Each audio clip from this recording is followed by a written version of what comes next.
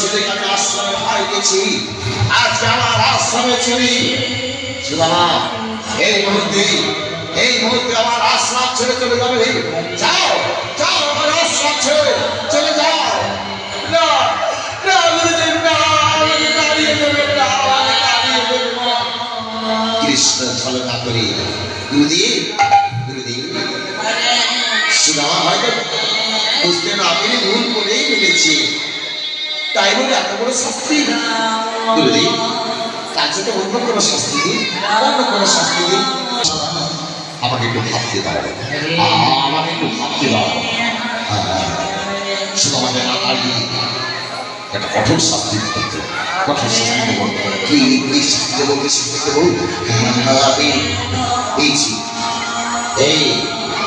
এই সুদামা,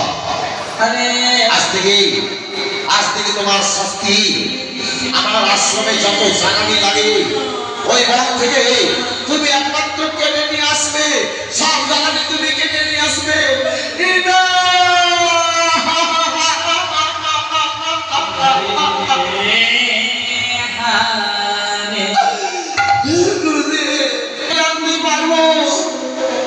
পারতে তোমাকে হবে, এটাই তোমার শাস্তি।